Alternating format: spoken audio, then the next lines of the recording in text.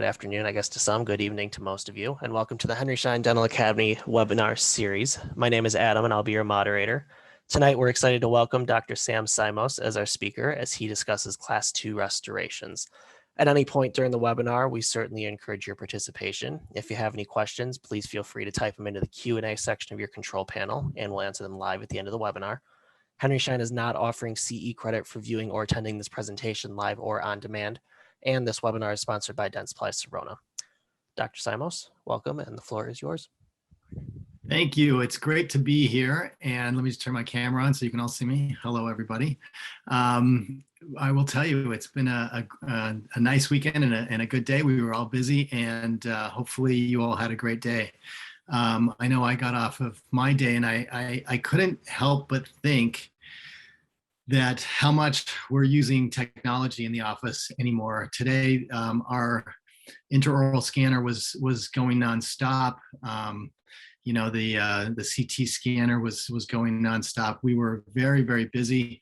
But the big thing is that also we were doing a lot of restorations, and whether it be buildups, a lot of buildups, a lot of class 2s, and a lot of preparation. So that's what I'm here to talk to you about today. Everything that you all do all day long, every day, and that we make a living on, and that we make our patients happy, and that, you know, we make our families happy. So the strategy here is just to do it better, to gain control of our materials, and really the way that our strategies of approaching a clinical situation, because it's totally changing all the time. My name is Dr. Sam Simos. I'm a dentist in Chicago, just outside of Chicago, Illinois. And I do what you all do every day. I get up, I go to work, and I practice dentistry, and we do it at a very high level. And our patients are happy for it, right?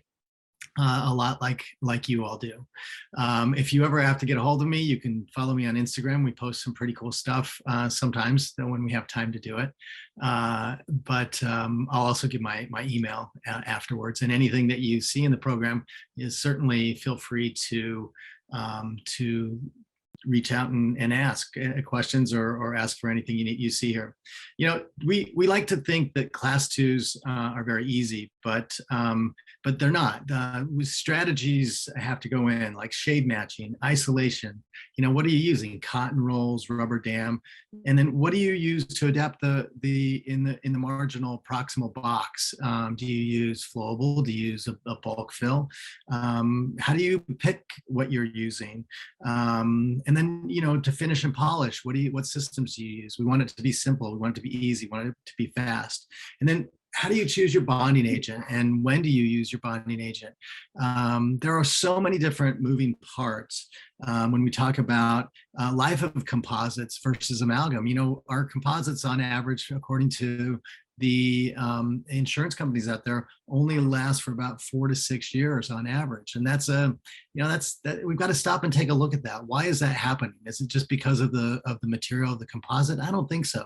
I think there are a lot of variables here that we're not looking at that we have to be aware of. And then what do you do in a situation in the clinic where you have bleeding and you have saliva, and maybe you're doing quadrant dentistry, and you have, you know, the patient's fidgety, and you have to get around these class 2s where you can't see and the light can't get in. What do you do in those clinical situations that are extremely challenging to all of us? I mean, I'm in it every day, and I will tell you that probably 50 to 70% of class 2s that I do are extremely challenging. Why?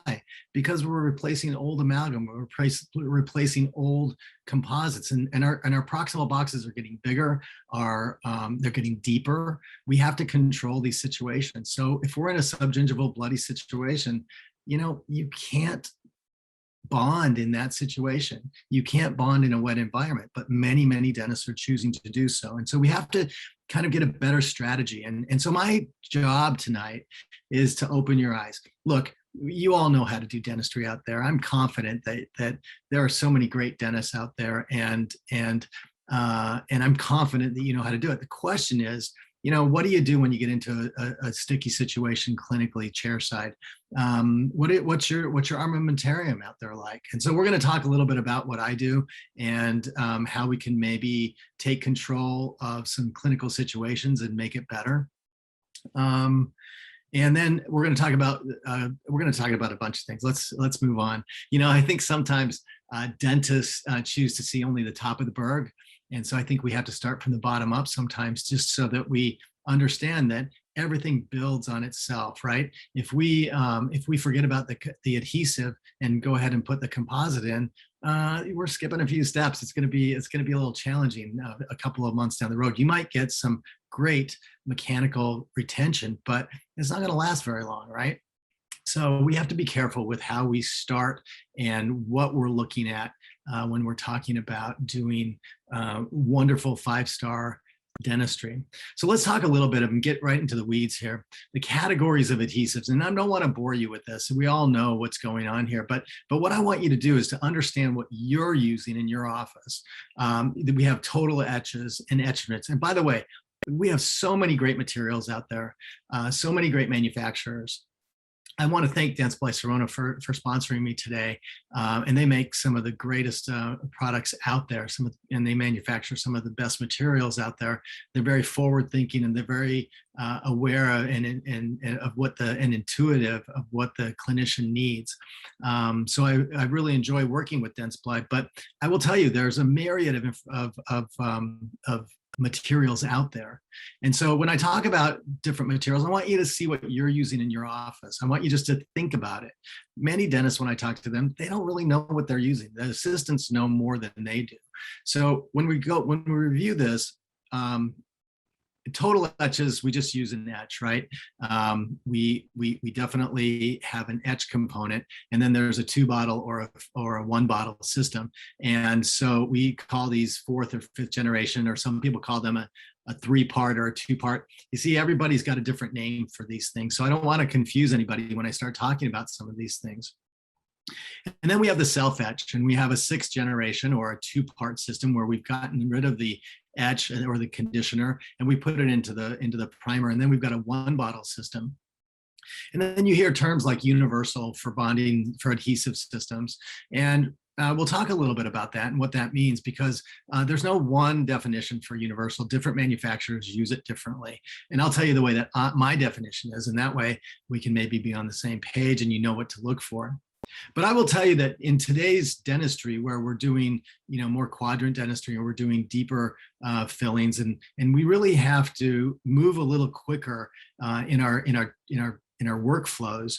I will tell you that while the total etch adhesives work, they work really well. Even the Selfetch 6th generation works extremely well. But the problem is that it takes a long time. Okay. And so what I like is the 7th generation universal adhesives, because if you use it correctly and if you know how to use it, it is awesome, because it saves a lot of time, and it is it's pretty much everything you need in one bottle. So but you have to understand the clinical situation you're in, and while there are a lot of great adhesives out there, I think the 7th generation, when used correctly, is wonderful.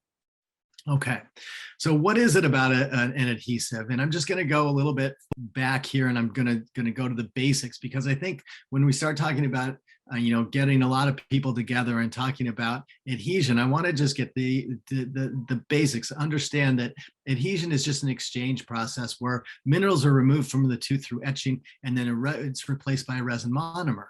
And you can do this by etch and rinse, self-etch, or glass ionomer approach. And we'll talk a little bit about that. But the longevity of the adhesive really depends on the quality of the formed hybrid layer within the smear layer. And those are two concepts, I think, that we learn in dental school.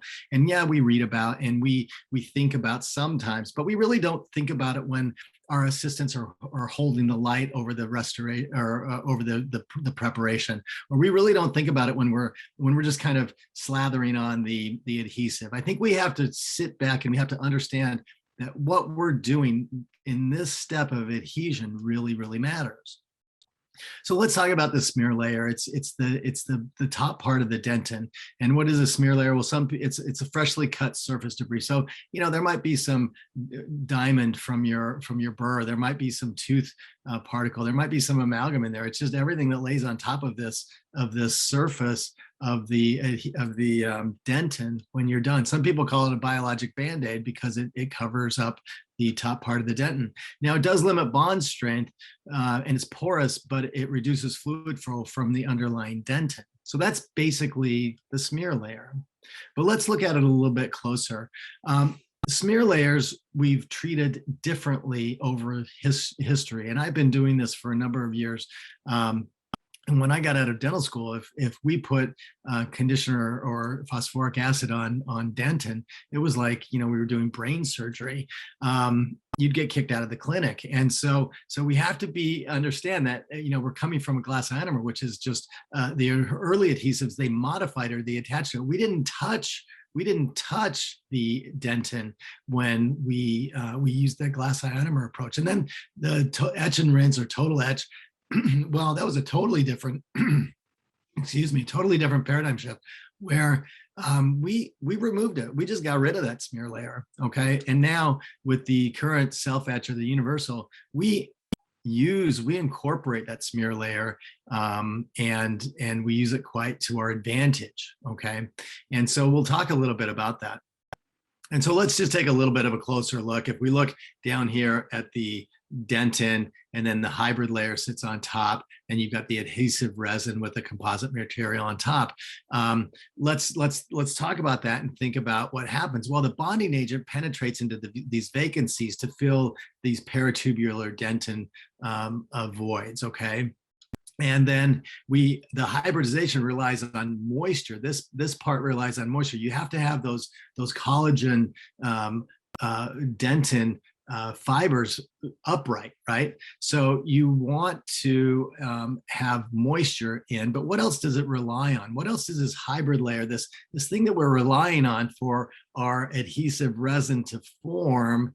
So then our composite can sit out. What else do we rely on? And I bet most of you have this. It's light curing. We overlook this step so much. So I'm going to just take a second because I want to just stop the madness here and say, adhesives rely on everything we do to prepare and put everything on, but it also relies on light. And all dental curing lights are blue, but all dental curing lights are not created equal. There is a big difference in the quality of curing lights. So no manufacturer out there will recommend an undercured adhesive layer, period. End of story. No manufacturer out there will recommend an undercured resin. Zero, none. You have to have a good curing light. This is one of the most overlooked areas of bonding in dentistry today by clinicians, I believe. Because nothing's ever written about it. Nothing's ever said about it. It just says, and then you light cure, right? But we all know that if you undercure your adhesive or your resin, your bond strengths pretty much go out the window. So I want you to keep that in mind because it's an important step in the bonding process and probably one of the missing links in longevity. So let's go back to our adhesives. And how do our adhesives penetrate? Well, they have solvents or carriers within them. And most of the solvent in a self-etch is water. Probably 80 to 90% of a self-etch adhesive is water. The other is acetone.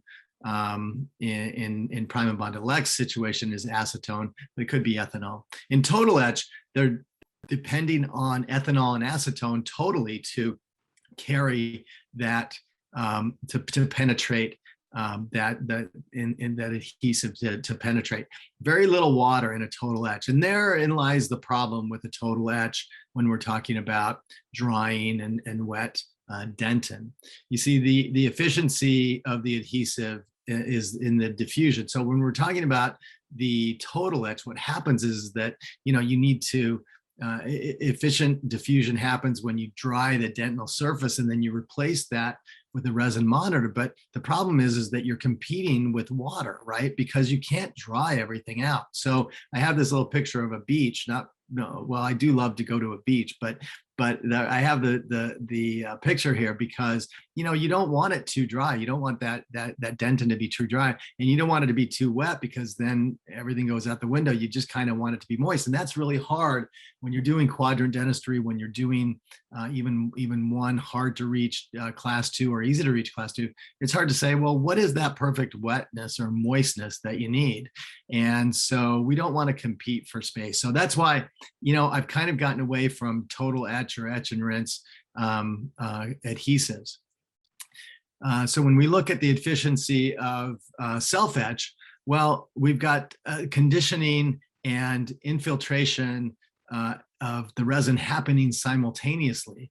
And remember, 80 to 90% of the self-etch carrier is water. So what are we doing? We can desiccate the heck out of that dentin, but we can rehydrate it with our adhesives. So that's what I love about these self-etch adhesives. So you can ensure the complete penetration of the adhesive because it happens simultaneously into the same depth. So that's a little bit about adhesives. And I got to tell you, every adhesive that's out there, whether it's 4th generation, 5th generation, 2 bottle, 1 bottle, they all have their problems. They all have their issues. And the key here, everybody, is just to understand that whatever bonding agent you're using, whatever adhesive you're using, understand what limitation you have. I think that's really important. One of the reasons that, and because of the time of this webinar, I don't have time to go into all of them. If you want me to send you something on the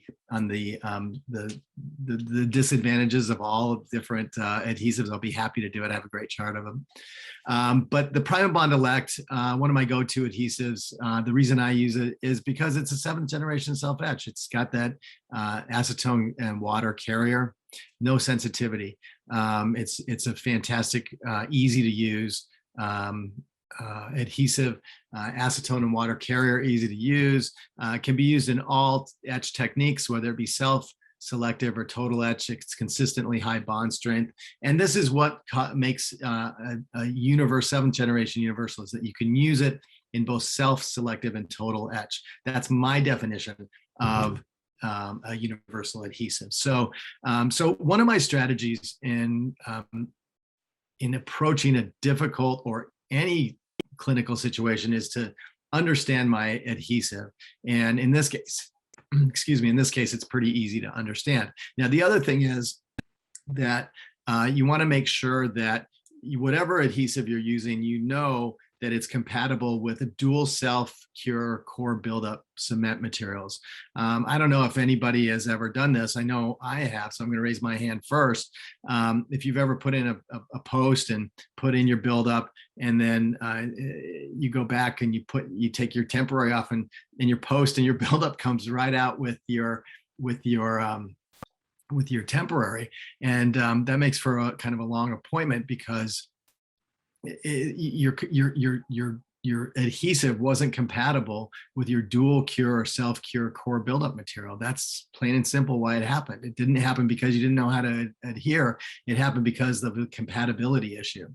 Again, you have to know, well, if I'm using Prime and Bond Elect and I'm using a dual cure or self-cure core buildup material that's outside of the dense ply family, yeah, you have to use that self-cure activator. And so, but if you're using a Calibra product, buildup material, adhesive, whatever, dual cure core buildup material, you can just use Prime and Bond Elect. That's what I love about it.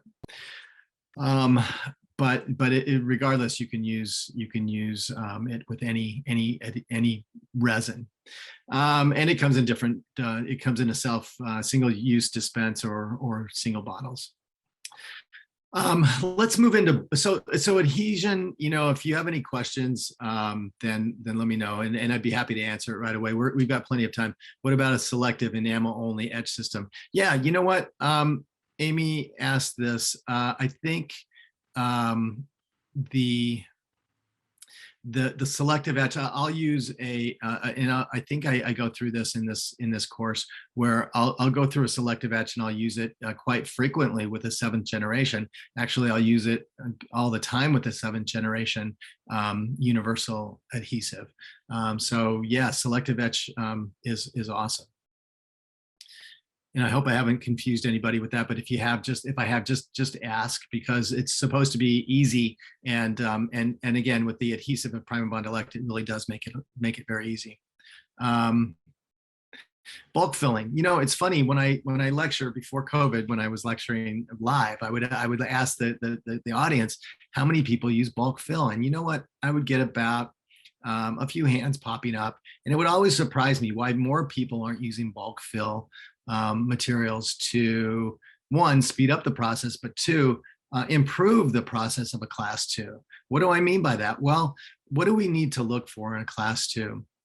The clinical requirements, let's see, I got to get back in here, is adaptation.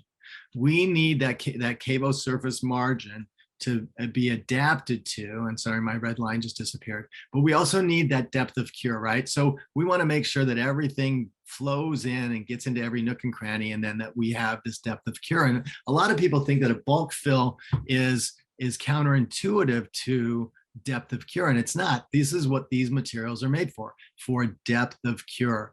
And so it's kind of nice. The other thing is, it's going to improve your situation, because when we have these miles of margin and cusps and everything and stress, you've got a bulk filling material in SureFill SDR Plus that is low shrinkage. So you're going to get very little cuspal resistance on that. Plus, you're going to maintain the critical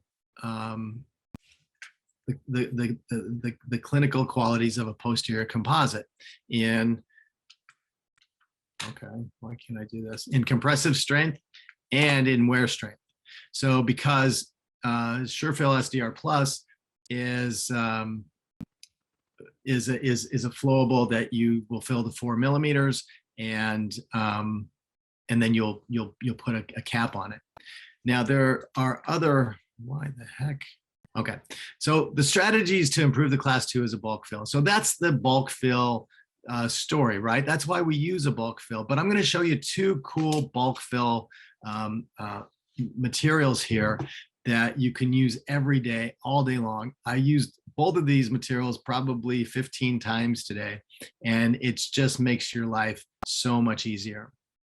So the original way to do things, the traditional, is the layering technique, and that's okay. But in these bigger class 2s, how do you know if you get into the nooks and crannies? How do you know that you're getting everything into where it's supposed to be? Some people say, well, I'll just throw a flowable in, but the problem with a flowable is that you can create bubbles, or you can create voids in that cavo surface area because you don't know if it's flowing into everything. So I don't like to use flowable in my proximal boxes. I like to use a proper SureFill SDR Flow Plus material that I know it's going to reach into all of the nooks and crannies. Because when we talk about a bulk fill flow with the universal cap, we're talking just about that. Now, the other exciting news is that Dentsply's come out with SureFill 1. It's a bulk fill, single fill viscosity. And I use the heck out of this in pedo. I use it in geriatric dentistry. I'll use it in my in endo, where I'm going to fill a chamber, and then I can go ahead right to prep. So many areas where this is very useful, and we'll talk a little bit, and I'll show you a little bit about both of these. But let's talk about the bulk fill flowable with the universal cap, the SureFill SDR Flow Plus. Here, a clinician sent this to me, and it was after one of my light lectures where I said, this is what happens when you don't light cure long enough, fast enough with a quality light. And this is residual decay, but this can also come about because you're not completely curing your bulk fill, or that you don't have a good enough cure. Here's the results of under curing for sure. We've all seen this. This looks like a void, but it's actually under curing. So what is SureFill SDR? And I'm going to try to stop this. Hang on one second. So here's SureFill SDR Plus, and you're going to see me use this. It's a video. I hope it's all coming through on your end. And what you're going to see is the cannula getting down into the proximal box. And I really don't have to worry about whether or not this material is going to flow into the cable surface margins or in the interproximal box, because that's our weakest link, right? That's where we need to have the material be. No, I don't worry about that, because inherently this is sticky stuff. This is sticky material that's going to get right into the box, into the crevices, into the cracks, and flow in. And then the beauty of SureFill SDR Plus is that it self-levels, right? And it's easy to work with. So I'm going to let and I didn't know this was happening when I filmed this, but I'm just putting the cannula in and literally just kind of squishing it around in there. But now look what happens. I'm going to pull this cannula out. Okay, you see that big tail there? That could be disaster, or another, 2 or 3 minutes of getting that out of there, and then I have to go back and I have to clean it up, and it's a big pain in the mess in the butt, right? But look at what's happening here. From the time I take the cannula out to the time that I get my light ready to go, did you see that? It's flat. Let me just see if I can roll this back. It's flat. It's already, look at that. It's already gone back into itself. And I don't have to worry about whether or not it's in the margins or whatever. It's done. So guess what? Problem solved. Easy to do. We don't want to create more problems. We want to definitely continue to make life easier for ourselves in the chair side. So that's my bulk fill of choice, SureFill SDR Flow Plus, when I'm doing a class 2. I'm going to switch now and go to a capping material. I love this capping material, TPH Spectra ST. This is a composite. It's SphereTech technology. What that means is that all the fillers, by the way, this is micro filler technology. It's nothing new. Dentsply didn't invent it, but what they did is they improved upon it. And what I mean by that is that, Filtech came out with it first, I think, and then other 3M and other material, Ivoclar and everybody, but they use a square or an oddly shaped filler. Dentsply found a round filler, and I will tell you, it makes polishing and shade matching. They have this cloud shade. Here are all the fillers. Ivoclar came out with one. It's a little oddly shaped filler. It worked great. 3M improved on it a little bit. And they had the nano cluster, and then Dentsply's really improved everything with handling and with shade matching. This cloud shade matching is awesome. You can be anywhere in the ballpark and still it'll match beautifully because of this SphereTech technology. Handling's a dream. It's not too sticky. It's not too flowable. It's really very nice. But that's a preference. It's an individual preference, right? You all have to decide for yourself. But if anyone's used this Dentsply SphereTech technology, it's great. Polishing, it's awesome. I don't really polish my posterior composites when I use this because I don't need to. It seems like with a finishing burr, it's good enough.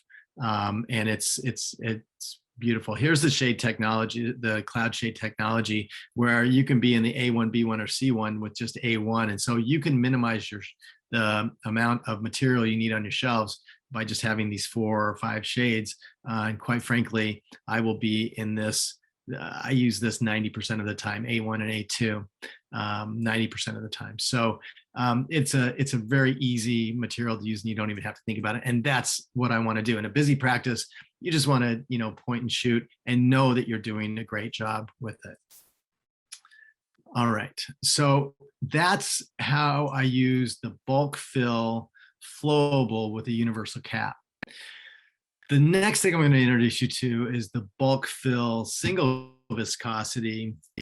And I think that this is a game changer. I don't know of anything else out there that's quite like this.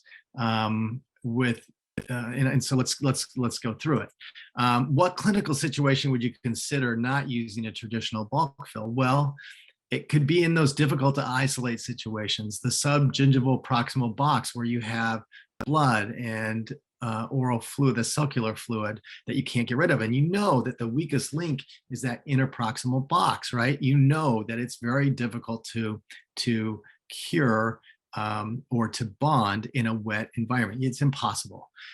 So this is why I like this, because patient compliance can sometimes be difficult. Time considerations may be difficult. This is a situation that I would consider using this SureFill 1.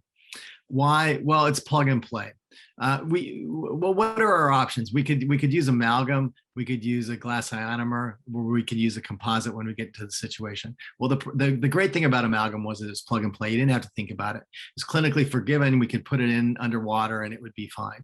And it was long lasting. The cons are nobody likes it. It's not aesthetic. It's environmentally questionable. The countries are banning it all over the place. So we haven't used amalgam in our practice for close to 25 years now. So, and there's nothing wrong with amalgam. I'm not here to say anything bad about amalgam because I think it's a really great material. I just wouldn't want it in my mouth. So, but there are a lot of clinical situations and clinically, where you need to use it. Patients have been seeking an amalgam-free, natural-looking alternative for years. So our alternative to this is either a resin-based composite or a glass ionomer. That's it. We don't have anything else to offer our patients in this kind of a difficult situation to give. So what about a composite? Well, it requires complete isolation. You can't bond in a wet environment, period. And that's good. In a lot of situations, it works really, really well. We use a lot of composite in our practice. It's sensitive adhesion techniques to ensure maximum adhesion. So you have to be spot on with your adhesive. You have to be spot on with your isolation. You have to be spot on with your light and all of the techniques that go along with that. So, one could say that it's technique sensitive. Glass ionomers, many glass ionomers aren't indicated for permanent restorative material. I would have to put a capping layer on them. And sometimes the handling for me is difficult with a glass ionomer. I don't use a lot. I do use glass ionomer, but I don't use a lot of glass ionomer in my practice. I will use a glass ionomer with geriatric patients and with some pedo patients, but I don't use a lot. And, there's nothing wrong with glass ionomer. I think it's a great material. It's obviously a wonderfully long-lasting material that's been used for many, many years and will be used for years to come. So SureFill 1 is self-adhesive composite hybrid. It's a new class that Dentsply's come up with. It's quicker than composite. It's more durable than glass ionomer, and it's got the simplicity of a glass ionomer and the durability of a resin. Let's go to a couple. Someone asked different techniques to restore subgingival decay. Get it out of there, get the decay out of there. And then I use SureFill 1. If I've got subgingival decay in there, I'll fill it up with SureFill 1, and I can always add a composite when I get up past the wet line. And then is there any Toffelmeyer, especially for this situation? We're going to talk a little bit about isolation techniques here. And there is a nice, it's called Paladin 360. And so we're going to see this. But as far as filling materials go, I think you have to understand that we're building from the bottom up. Remember, don't just see the top of the berg, look at the bottom. And so what we're doing here, everybody, is I'm trying to take you from adhesive to light to composite to capping material. And then we're going to talk about, well, how do we get there? What are some of the things we do? Because we've already now addressed a lot of the challenges with our class 2s, right? We've addressed bloody situations, subgingival decay situations, wet situations. And by the way, we're looking at the product here, SureFill 1, that is a workhorse for all of these situations. So I would highly recommend you try this. I think it's really going to be a great adjunct to your practices. All right, so it's self-adhesive. Self-adhesive is big, right? We don't have to use etch, we don't have to use adhesive, we don't have to do any of that stuff. It's an unlimited depth of cure. It can be light cured. It can be added on to. You're going to see me in a minute. You're going to see a video that I took of me using it in the clinic. And I did this video for a couple of reasons. One, to show how easy it was to manipulate. The other is to show that you can add on to it. You can even put composite over the top of it if you wanted to, but there are fewer steps, no etching, no adhesive, and allows solution for restoration in a clinically compromised situation. And for me, I've been using it now for about a year, a little before. I had it in my practice a little before COVID started last year, and it's the follow up on this has been wonderful. I mean, very little. I was expecting to have a lot of wear and but I haven't had any wear. It's been an excellent material in my practice, and that's why I continue to use it. Here is a video of SureFill 1, and I did this in an endo case. I use it a lot for building up endo. In this case, we're doing a build-up for endo, and then we're prepping it for a crown. So I wanted to show you. It does have it comes with a this shaker, or I don't. Dentsply has a word for it that I don't know.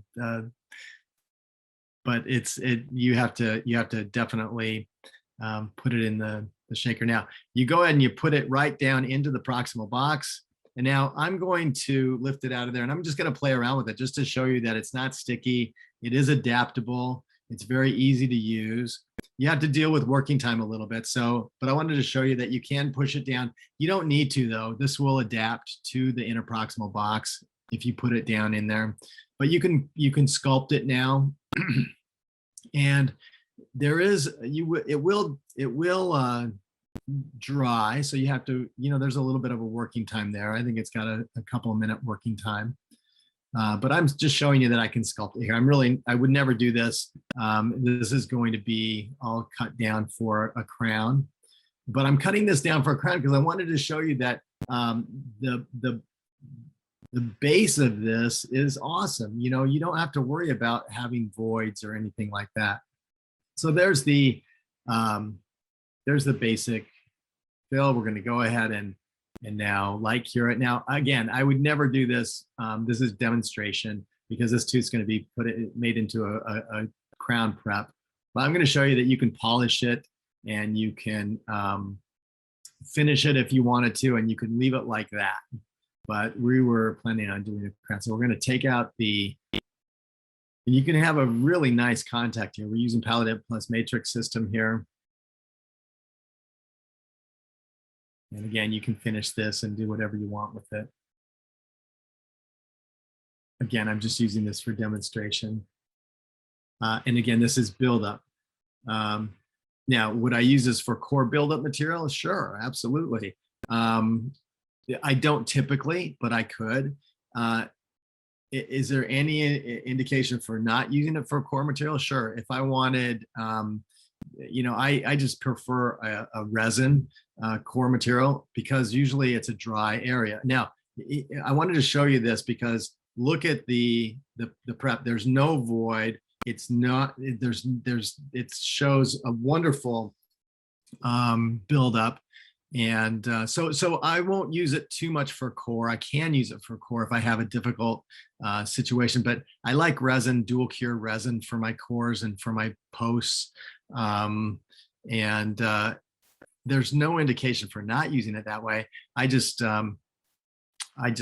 think that you're going to get a better adhesion if you dry the prep out and if you use your resin cores. So that's my opinion though.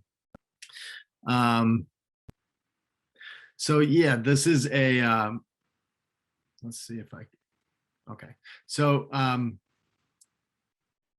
SureFill 1 is a self-adhesive composite hybrid. It's a brand new category of filling material. It does have some glass ionomer in it. It does have some resin in it, but it's not either of those two things because of the chemistry of it. So so it's a brand new category. Someone asked, Amy Munsell asked. And so for core buildups, I like, boy, there are a number of different resin core buildups. And I can't think of the name of one of them right now. Dual cure, I think, dual core or core all. I'm so sorry, I can't remember it. And then how do I get retention with SureFill 1? It's self-adhesive. Same way you would get retention with anything else. It does adhere to, because it's self-adhesive, just like it was self-adhesive cements, it's self-adhesives. So we've covered a few different areas. Let me answer a couple more questions here.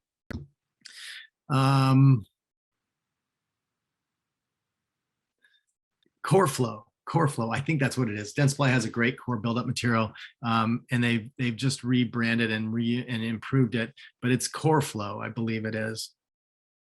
And I'm sorry I didn't come with that information, but that's what I use pretty much every day for my core material. It's a dual cure resin material. All right. So we've covered prime and bond elect. We've covered the light and the fact that you need to, I believe, test your lights, make sure that you have proper output. Most of you should be using, all of you should be using LED lights. Throw away your halogens if you're still using them. We've talked about SureFill SDR Plus and why that's such a great, I think it's the best bulk fill material on the market. SureFill 1, yes, it's a bulk fill, but it's also a buildup material. It's also an all-in-one buildup material. You can use it for geriatric pedo, and I have used it for class 5s as well. And then we've talked about TPH Spectra, which is an awesome composite material for both the posterior and the anterior, with an awesome cloud shade selection where you don't have to really have a lot of material on the shelf. You can just go ahead and have 2 or 3 shades, and pretty much 90% of your restorations will be satisfied with that. I do have specialty shades, but I don't use them very often because I do a lot of cosmetic anterior work. And so when somebody's looking for something like that, they'll mostly go into a veneer, or if someone's looking for a specific match to a problem that we have to build up with a composite, I'll go to my TPH Spectra and get into the Denton shades that they have. And then it's such a great system because it's got pretty much everything you need. So, and the question is, can SureFill 1, I'm assuming, be used as a permanent restoration? And absolutely, it's a permanent restoration. It's not a temporary situation at all. It is a permanent, you can use it as a permanent class 2. I typically, in my practice, will not replace, I only use SureFill 1 in more clinically compromised situations if I'm going to use it in a class 2. In other words, if I have a deep proximal box where I know I can't bond that interproximal box, I'm going to put SureFill 1 in the base, and then I'll probably put composite on top, or something like that. The bond strength of SureFill 1 is very comparable to any adhesive on the market today. It's not, you're not compromising with really anything. I would say, if anything, maybe if you look at some of the studies, I think that the wear is pretty comparable to some of the best glass ionomers out there, and composites. The wear has been remarkably good over the last year in a lot of the materials that, and a lot of the preparations that I've used. Is SureFill XDR 1, is SureFill 1 similar to a geomer, a glass ionomer? Well, there is some glass ionomer in it, but the chemistry is totally different. It is not a glass ionomer. It is a composite it's a self-adhesive composite hybrid. So it's a hybrid between a glass ionomer and a composite. Good contacts. I will use the Paladin Plus system. There are a number of different matrix systems out there, and so I'll use the Paladin 360 or the Paladin Plus. Paladin 360 is a matrix like a Tafelmayer, only it's much easier than a Tafelmayer, and it's got the band around it. You don't have to put the band on it, and it's got a little hub that you can tighten and loosen the band. So that's kind of a cool thing when you're doing a bigger restoration. If you're into Tafelmayers, you should look up the Paladin 360. It's a cool little device and saves you a lot of time from hooking up the Tafelmayer. Plus the Paladin 360, just like the Paladin Plus system, is all ergonomic. It's tooth shaped, so it's not just flat. When I use a Tafelmayer, you get these flat interproximal areas that don't always look the greatest, and then you've got the ring system too. So that's how I get a great contact with the SureFill 1 or with TPH Spectre or with the SureFill SDR Flow Plus. So hopefully I've answered all of your questions with that. Any other questions? We have a little bit of time left. Hopefully I've shown a little bit of light to your class twos anyway, and bonding in particular. Yeah, we're doing so much bonding in our practice now with buildups and everything else that that you need some of these techniques to and strategies and materials to help you out with all of that. So, well, it looks like we've answered some questions and we've covered some great materials. And so,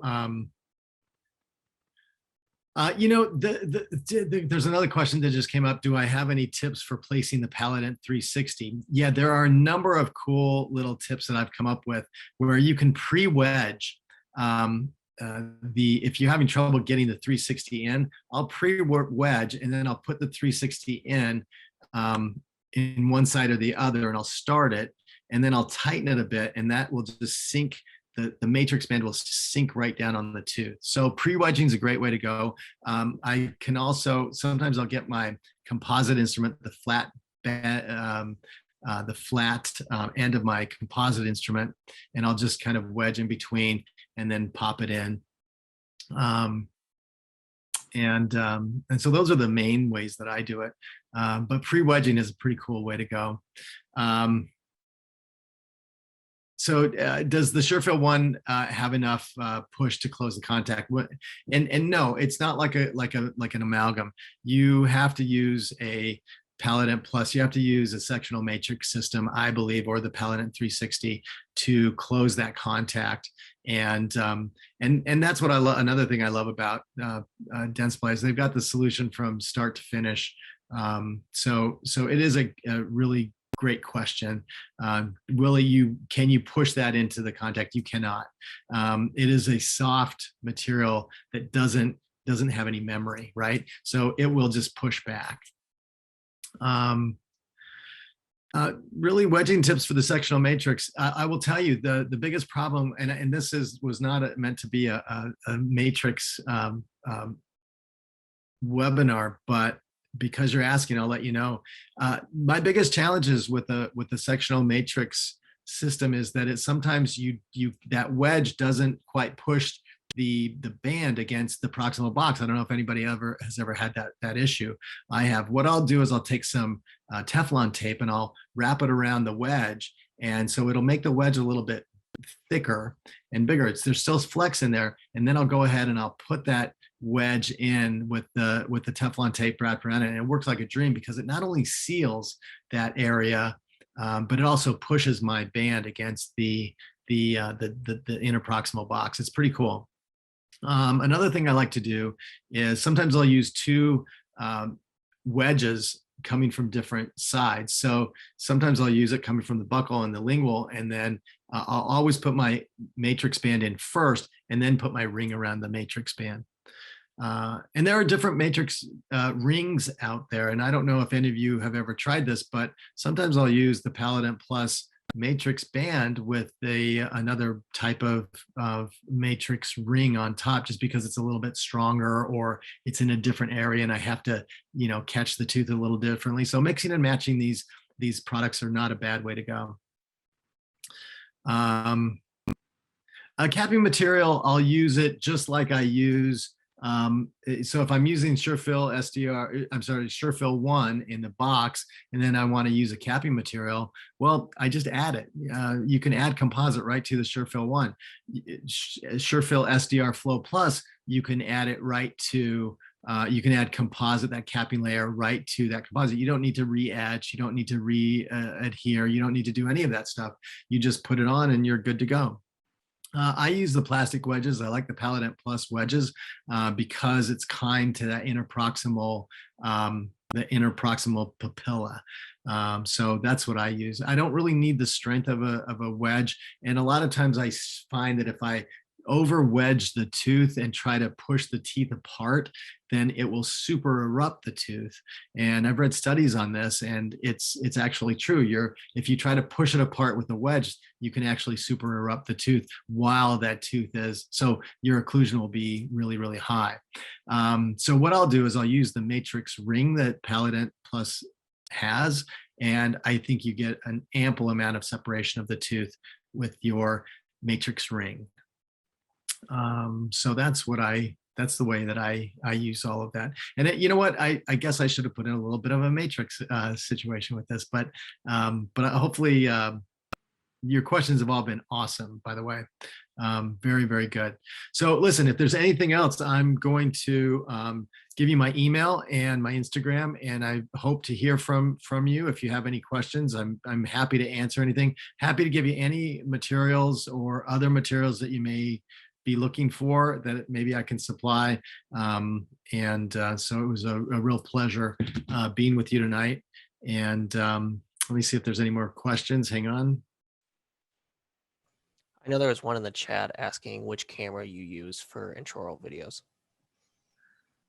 I'm very high tech. I call it's an iPhone. and a mirror sometimes, and a lot of times I'm holding it myself because my assistant's holding the lip or the tongue or the cheek. We do a lot of filming, and most of the time it's an iPhone. I do have a scope, but I don't use it a lot because it's too shaky. So that's, hopefully that answers your question. And when do you determine to change the Paladin Plus rings? They get a little bit, I change the rings when they start to get less tight, when they start opening up. And then I try to, I'll usually push them together to try to make them a little tighter. And if they break, that's when I get rid of them. So I just have to buy new ones. So I wish they would give them to me, but they don't. So that's when I do it. Hopefully that's answers. You guys have great questions. And I haven't been looking at the chat, but Yep, the chat's all up to date. Okay, cool. One more question came in for you. Do you cure your bulk fill, flowable, and cap resin in one step? No. Don't cure the bulk fill, flowable, and your cap in one step. Always cure the bulk fill first. Bulk fills are great. Bulk fill just means that you can fill it up 4 millimeters instead of 2 millimeters that you would normally fill a regular composite or a flowable to. Bulk fill, you can fill it up. The nice thing about the SureFill SDR Flow Plus is that the cannula on that carpule is 6 millimeters. So you can pretty much put your cannula down into the proximal box and fill it up within 2 millimeters of the top, and you're good to go. You're golden. You light cure the heck out of that, and then you put your capping layer right on top of that. You don't have to re-etch. You don't have to adhere, put any adhesion on or anything else. You just put your cap on top of that. Hopefully that answers your question. If you overfill, you're going to definitely screw up your interproximal box, and you want to concentrate on making that interproximal box cured and solid and strong and adhered, and that's your weakest link in that interproximal box. When do you need, let's see, what do you do when you need bigger than 6.5 millimeter bend in Paladin Plus system? Then I'll go to a different system. I'll go to a Garrison, has a bigger, but that's so rare. I'll go to the Paladin 360. The 360 has a huge ring that I can go 360 degrees around the tooth. It's just like a Tafelmeyer. That's an awesome way to go. And I'm finding myself in those bigger build-up situations using that 360. Just it's an awesome product. Do I have to etch the top of SureFill 1 if I decide to use a layer? No, that's the beauty of it. You can put composite right on top of the SureFill 1 and you're good to go. So I'm telling you, SureFill 1 is almost too good to be, it sounds too good to be true, but it's not. It's actually works really, really well. Can you use our old titration machine for shaking SureFill 1? And that's the word I couldn't think of when I was doing this, was titration. I will tell you, Dentsply gives you one when you buy the material. Just use their machine. It's so much simpler. I tried to use my old titrator, and it wasn't that old. It was a couple years old, and yeah, it worked, but the Dentsply machine is made for this material, and it won't cost you anything. Just buy the material and they'll give it to you. So that's what they did with me, and I got to tell you, it's portable. You don't have to buy 5 of them if you have 5 ops. You literally, you just take it from op to op, and it's all good. So no, I wouldn't use my old I tried to use my old titrator, but I wouldn't use it anymore. You'll see a big difference. Let's put it that way. Okay. So you guys are great. Thank you so much. I'm going to stop it there unless there's anybody else. And if you are, just email me. I'm happy to answer back. All right. All right. Be well, everybody, and be safe out there. And good luck with work tomorrow. All right. Thank you, Dr. Simos. And of course, thank you to everyone for all of those great questions. And thank you to Dentsply Sirona for sponsoring the webinar. Like he said, if anyone does have additional questions, feel free to reach out to Dr. Simos directly, or you can email us at webinars@henryschein.com. If you're looking to attend future Henry Schein webinars, visit henryscheindental.com/webinars for our upcoming schedule. I think there may have been one more question that came in. I think so. Does SureFill 1 come in different shades? Yes, it comes in a couple of different shades. Actually, it comes in a few different shades. I basically use A2 for pretty much everything. Sometimes I'll use A3, but it does come in a wide variety of shades in the A and B category of shades. So yes, it comes in a number of different shades. Awesome. Thanks, everyone. Have a great night. Take care.